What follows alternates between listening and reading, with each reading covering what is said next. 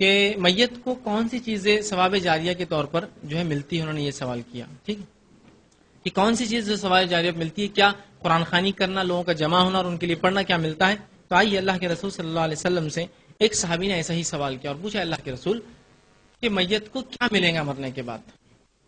تو اللہ کے رسول صلی اللہ علیہ وسلم نے اس شخص کو جواب دیا اور فرمایا کہ مرنے کے بعد کچھ نہیں ملتا ہے سوائے 3 چیزوں کے.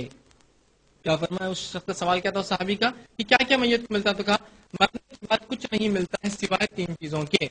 فرمایا پہلا صدقۃ جاریہ، ایسا کوئی کام کر کے گیا ہو جو صدقہ جاریہ ہو، جس سے انسانیت نفع اٹھا رہی ہو، چاہے مسلم اٹھا رہے ہو چاہے غیر مسلم. جیسا کہ مدرسہ ڈالا، اسکول ڈالا، کالج ڈالا، سڑکیں بنائی، جھاڑ لگایا، یا مسلمانوں کے لیے انسانوں کے لیے باغات لگائے جس کا پھل بانٹتا ہے، یا سرائے بنا دی جو جس سے لوگ فائدہ اٹھاتے ہیں، یا کنویں کھود دیے، یا کچھ بھی ایسا کام ہے جس سے انسانیت کو نفع ہوتا ہے، یہ صدقۃ جاریہ. دوسرا فرمایا علم ینفع، ایسا علم چھوڑ کر گیا جس سے انسانیت کو نفع ہوتا ہو. پھر چاہے قرآن کا علم چھوڑ کر گیا، احادیث کا علم چھوڑ کر گیا، شریعت کا علم چھوڑ کر گیا، فزکس کیمسٹری اور بایولوجی کا علم چھوڑ کر گیا، یا انجینئرنگ کا کوئی نالج چھوڑ گیا جن سے انسانیت فائدہ اٹھاتی ہے نا. مثال کے طور پر آپ دیکھیے ایک انسان اگر مسلمان ہو اور اس نے کوئی ٹیکنالوجی ایجاد کر دی تو یہ صدقہ جاریہ ہے اس کے لیے. شریعت تو ابھار رہی ہے آپ کو کہ نئے نئے تجربات کیجیے اور بنائیے، انکشافات کیجیے، اس کا صدقہ جاریہ ملے گا. اب انداز لگائیے جس انسان نے برج بنایا ہوگا، برج ٹیکنالوجی ڈیولپ کی ہوں گی، کتنا اجر پائیں گا وہ قیامت تک. ہر بننے والا برج اور گزرنے والا انسان کا اجر اس کو ملے گا کیونکہ اس نے شروعات کی اس کی ٹیکنالوجی.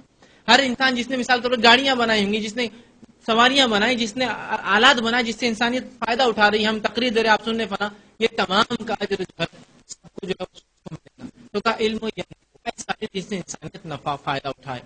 اور تیسرا فرمایا اولد صالح یدعو لہ، اور نیک اولاد جو مرنے کے بعد اس کے لیے دعائیں مغفرت کرے. تو یہ 3 چیزوں کا اجر جو ہے میت کو ملتا ہے. ٹھیک ہے. اسی طرح آپ صلی اللہ علیہ وسلم ایک صحابی نے سوال کیا اللہ کے رسول میرے والد کا انتقال ہو چکا ہے، کیا کروں صدقہ جاریہ کے لیے کہ ان کو اجر ملے؟ تو کہا لوگوں کو پانی کا نظم کر.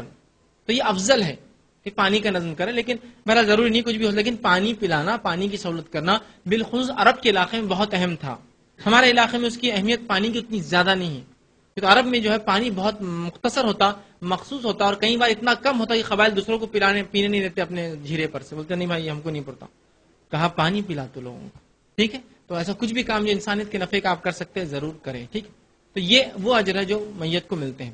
اب بھائی کا ایک سوال تھا کیا قرآن جو لوگ پڑھ کر مل کر پڑھتے ہیں کیا ثواب ملے گا؟ یاد رکھیے قرآن ایک ایسی بدنی عبادت ہے جس کے تعلق سے اللہ کے رسول نے کبھی ملنے کا، کوئی ایصال ہونے کا کوئی دلیل موجود نہیں ہے. کچھ بدنی عبادتیں ملتی ہیں جیسا کہ میت کے نظر کے روزے ہو، چھوٹ گئے ہو تو اس کا وارث رکھ سکتا ہے، یہ بدنی عبادت ہے. اسی طرح حج کر سکتا ہے، اس کے بدلے عمرہ کر سکتا ہے. لیکن بقیہ بدنی عبادت کے لیے رسول اللہ ثابت نہیں یہ عمل.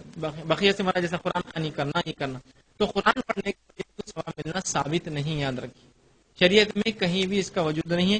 خود رسول اللہ صلی اللہ علیہ وسلم نے کبھی حکم نہیں دیا، صحابہ نے کبھی نہیں کیا، تابعین تابعین نے اس کا کبھی حکم نہیں دیا. یاد رکھیے. تو لہٰذا قرآن پڑھنے کا ثواب نہیں ملتا. جو ملتا ہے میں نے آپ کو بتا دیا 3 چیزیں، وہ آپ کرنے کی کوشش کریں. ہاں اس میں ایک چیز اور، اولاد اپنی طرف سے اگر کچھ خرچ کرنا چاہے تو والدین کو اس کا اجر ملتا ہے. اس لیے کہ آپ صلی اللہ علیہ وسلم نے فرمایا کہ انسان کو ہر کمائی کا بدلہ ملتا ہے، اور دوسری بات فرمایا اولاد بھی انسان کی کمائی سے ہے. تو ان دونوں حدیثوں کو ملانے سے پتہ چلتا ہے انسان کو ہر کمائی کا بدلہ ملتا ہے، اولاد بھی کمائی ہے. تو لہٰذا اولاد کچھ خرچ کرے تو والدین کو انشاءاللہ اس کا اجر